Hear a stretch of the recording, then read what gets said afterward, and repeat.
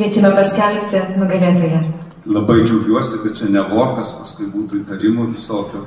Nors jau rankos priprato prie vokų. Tiek daug, žinot, čionais baltų dūmų, tai galvojau, gal jau popiežių reikės skelbti, nes balti dūmai ir popiežius išrinktas.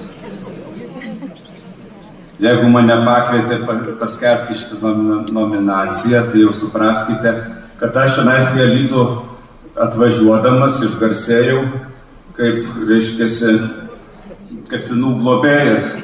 Tai, nes Alytus gali pagrįstai didžiuotis, jog istoriškai yra tikras faktas, jog Alytuje būtent yra surasta pirmojo Lietuvos katino kaulai, reiškia, paminklo Piliakalnio teritorijoje.